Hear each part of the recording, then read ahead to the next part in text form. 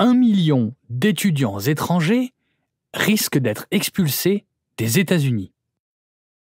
Cette semaine, la police de l'immigration et des douanes, ICE, a promulgué une nouvelle réglementation qui exige que les étudiants étrangers quittent les États-Unis si leurs établissements ou universités mettent en place des cours exclusivement en ligne durant le semestre d'automne, à cause de la menace que représente le COVID-19.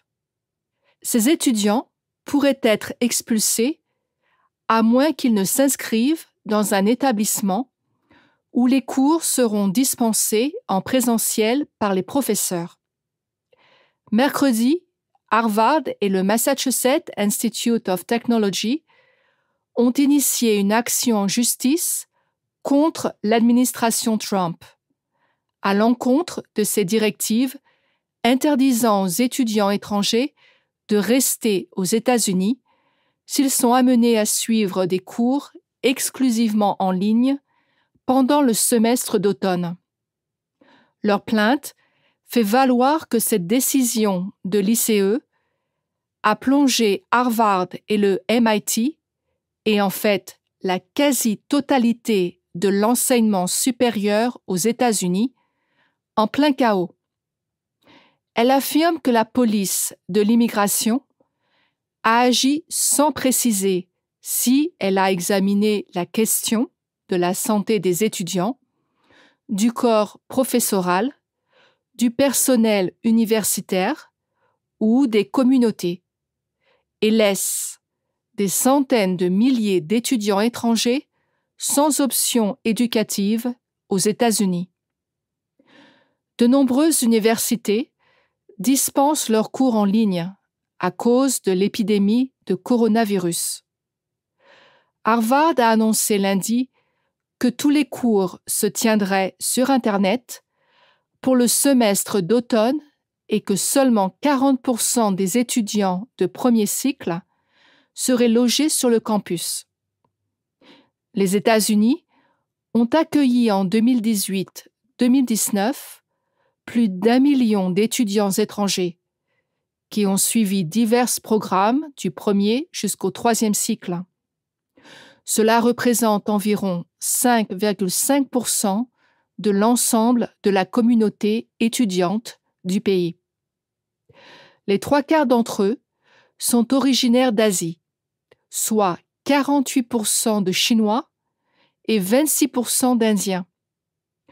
Selon le département américain du commerce, les étudiants étrangers ont contribué à hauteur de 45 milliards de dollars à l'économie du pays. D'un côté, je suis convaincu qu'en temps normal, les cours dispensés en présentiel sont bien plus profitables que les cours dispensés en ligne. Mais de l'autre, c'est évident, nous ne vivons pas une époque normale. Et surtout pas en ce moment aux États-Unis, où les taux de contamination au Covid-19 montent en flèche. Réunir un grand nombre d'étudiants dans des salles de cours revient à créer les conditions idéales pour que le Covid-19 soit transmis de façon massive. Les écoles et les universités sont dans l'obligation d'assurer la formation de leurs étudiants, mais aussi leur sécurité. Cela veut dire que beaucoup font le choix, difficile et imparfait, de considérer la santé comme prioritaire et d'organiser des cours et des conférences en ligne. À première vue, leur décision semble logique et raisonnable. Les étudiants n'ont pas besoin d'être aux États-Unis s'ils ne vont pas en cours, si? Ils peuvent se connecter de n'importe où. Sauf bien sûr s'ils n'en ont pas la possibilité. Exactement. De nombreux étudiants étrangers comptent sur leur école pour avoir une connexion Wi-Fi de bonne qualité et gratuite. Rentrer chez eux pourrait signifier pour eux un accès à Internet limité ou trop cher, voire pour beaucoup impossible. Certains étudiants vivent dans des pays en développement ou des pays ruraux où il n'y a parfois pas du tout d'accès à Internet. En outre, des pays comme la Chine, par exemple, restreignent de façon radicale les sites auxquels les internautes peuvent accéder, ce qui pourrait mettre potentiellement ces étudiants dans l'impossibilité de mener à bien leurs recherches et leur cursus.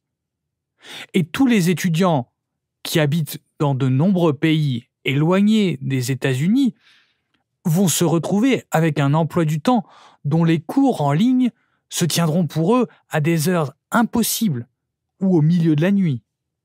Eh bien, il va être intéressant de voir si l'action en justice, intentée par Harvard et le MIT, peut modifier cette nouvelle réglementation de l'ICE.